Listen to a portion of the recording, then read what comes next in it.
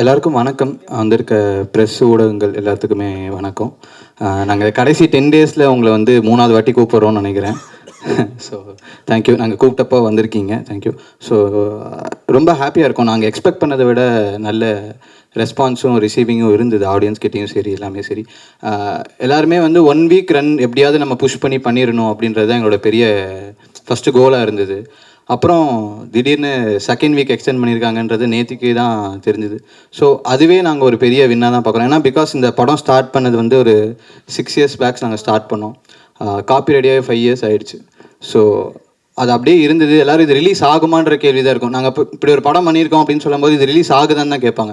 So first of all நாங்கள் release ஆனதே நாங்கள் பெரிய வின்னாக தான் பார்க்குறோம். அதுக்கப்புறம் தான் மித்த விஷயங்கள்லாம் எங்களுக்கு வராங்க. அதுவும் வந்து ஆடியன்ஸ் இவ்வளோ பேர் உள்ளே வராங்கன்றதே நாங்கள் விஷயமாக தான் பார்க்குறோம். இப்போ சின்ன படமாக தான் நம்ம படமே ஸ்டார்ட் ஆச்சு. ஸோ எல்லாமே எங்களுக்கு ஸ்டார்டிங் சின்ன சின்ன ஸ்க்ரீன்ஸாக குட்டி குட்டியாக தான் ஸ்டார்ட் ஆச்சு. அந்த ஸ்க்ரீன்ஸில் வந்து decent number of head counts footfalls இருந்ததுன்றனால அதிகம் பண்ணியிருக்காங்கன்னு நான் நினைக்கிறேன். இல்லை, அதான் சொல்கிறேன். இப்போ இந்த நம்பர்ஸ் இந்த விஷயம்லாம் தாண்டி நாங்கள் சொன்னது வந்து அதான் இந்த டீமாக வந்து நாங்கள் இவ்வளோ தூரம் நிற்கிறோம்ல. இதில் 6 வருஷம் இதில் எல்லாருக்குமே ஃபஸ்ட்டு படம். நாங்கள் பண்ணும்போது 21, நான் இந்த படம் ஸ்டார்ட் பண்ணும்போது எனக்கு 20 முடிஞ்சு 21 எனக்கு வயசு. ஸோ இப்போ எனக்கு 27 வயசு ஆகிடுச்சு. ஸோ இவ்வளோ வருஷம் வெயிட் பண்ணி இந்த படம் வந்ததே நாங்கள் வந்து பெரிய விஷயமாக தான் பார்க்குறோம். அதையும் நாங்கள் வில்லனாக தான் பார்க்குறோம். அது வந்து இந்த ரெஸ்பான்ஸ் இருக்குது அப்படிங்கிறதுனால தான் இந்த மீட். ஆக்சுவலாக எனக்கு வந்து நேரத்தில் அஸ்யூஷலாக இந்த படத்தில் ஒன் ஆஃப் த ப்ரொடியூசரை நான் பதில் சொல்கிறேன். இப்போ ஒரு 5 crores போகிறவங்களுக்கு ஒரு 50 lakhs வந்தால் அது சக்ஸஸ். இந்த படத்தோட பட்ஜெட்டுக்கு எங்களுக்கு போட்ட பைசா வந்ததுனால அதை நாங்கள் சக்ஸஸாக ஃபீல் பண்ணுறோம். தேங்க்யூ. ரிலீஸ் பண்ணுறப்போ 113 100 ஸ்க்ரீன் தான் நாங்கள் பிளான் பண்ணோம். ஏன்னா எல்லாமே மல்டிப்ளெக்ஸ் மால் தான் அந்த படம் பிளான் பண்ணோம். சிங்கிள் ஸ்க்ரீனில் கண்டிப்பாக பிளான் பண்ணல. ஸோ இப்போ வந்து 83 ஸ்க்ரீனில் நாங்கள் நேற்று க்யூப்பில் அவங்க பேமெண்ட் பண்ணியிருக்கிறாங்க வீட்டில். ஸோ 83 ஸ்க்ரீனில் போகிறது எங்களுக்கு சந்தோஷம் தான்.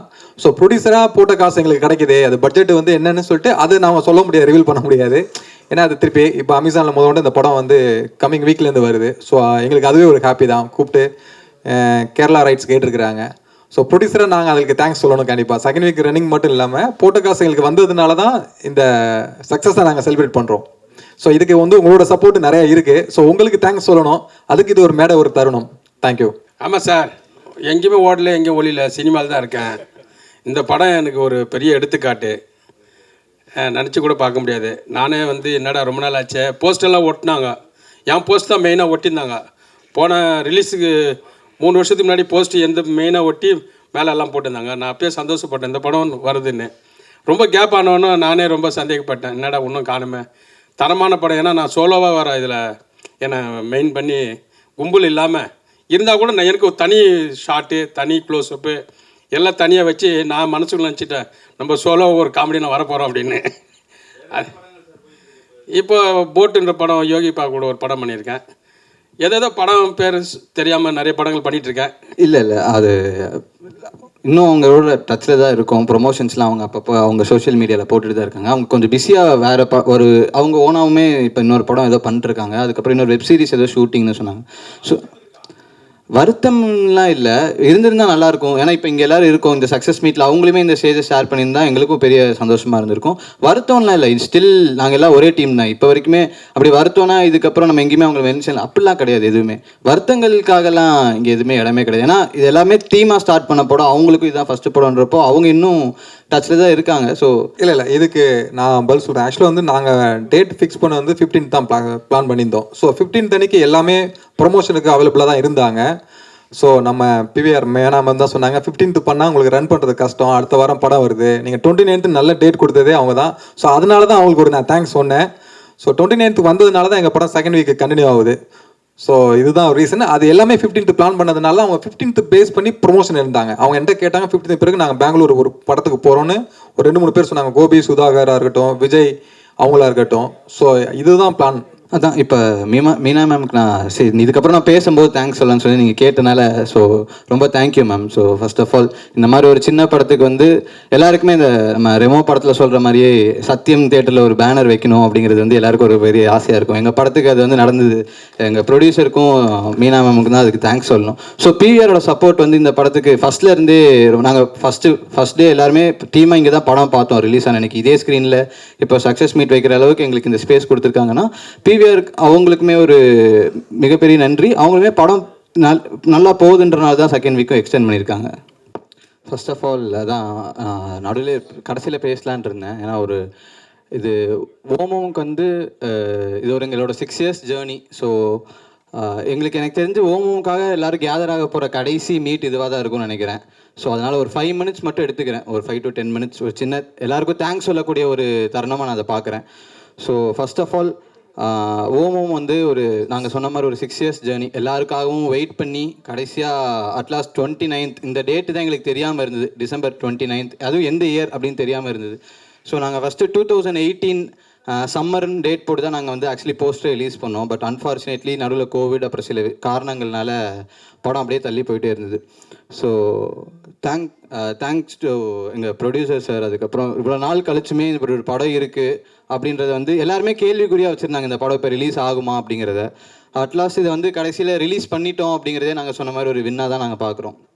ஸோ அண்ட் தென் 6 வருஷம் அப்படின்றப்போ வந்து அப்பார்ட் ஃப்ரம் எவ்ரி திங் எங்களுக்கு ஒரு டீம், எங்களோட டெக்னிக்கல் டீம் எல்லாருமே இருந்தோம். எல்லாருக்கும் இதுதான் ஃபஸ்ட்டு படம்.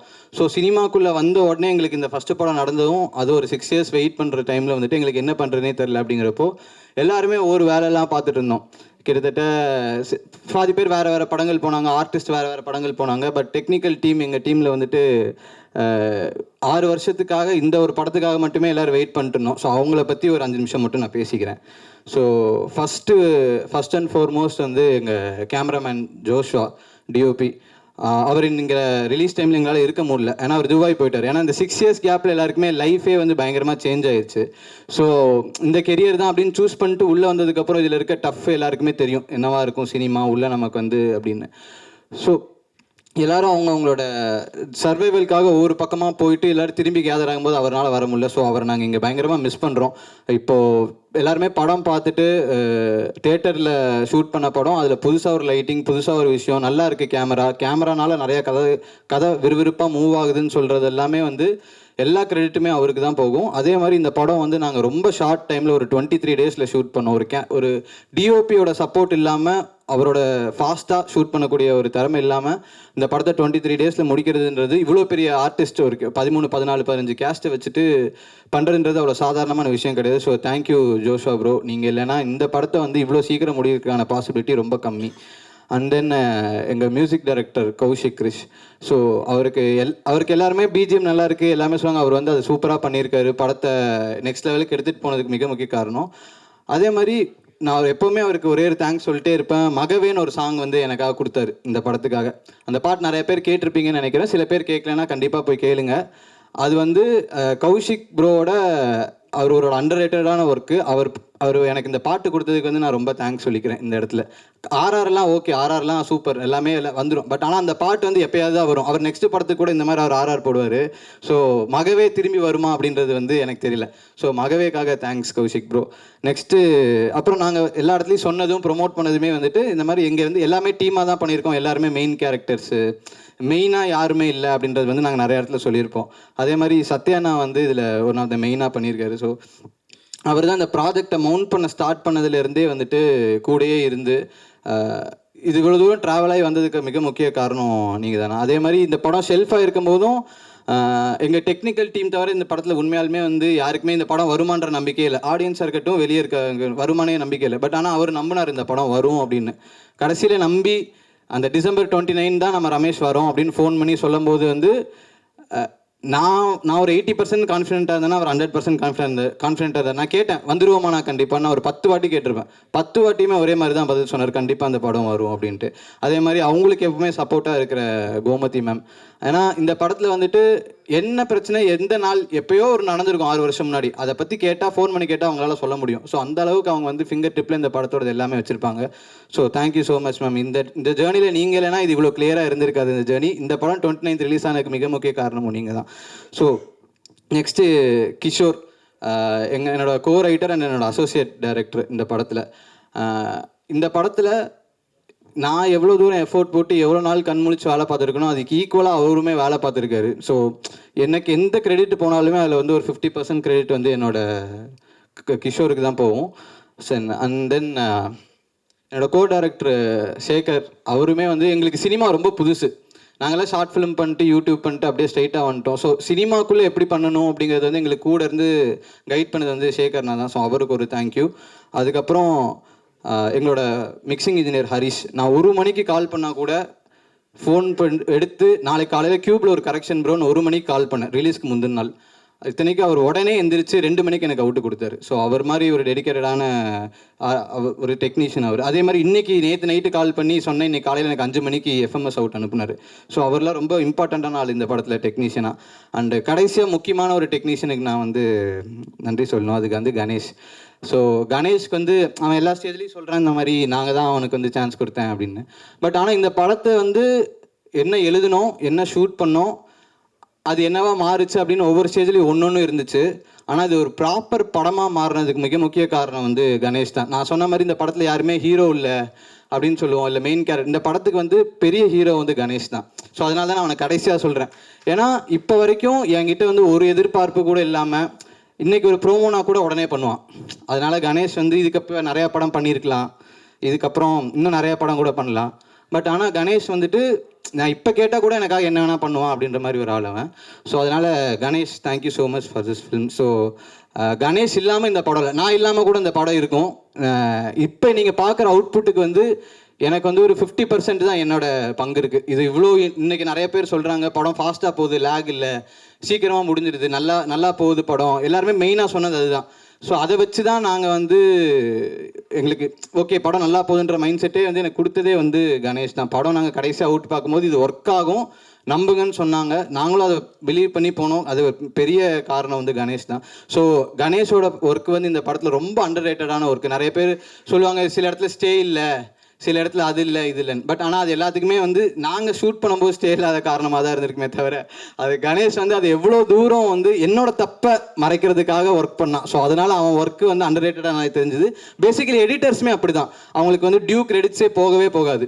எப்போவுமே வந்து டேரக்டர் பண்ண தப்பு இல்லை டிஓபி பண்ண தப்பு இதெல்லாம் மறைக்கிறதே பாதி வேலை அவங்கள தான் இருக்கும். ஆக்சுவலி அதுதான் பெரிய ஒர்க்கே.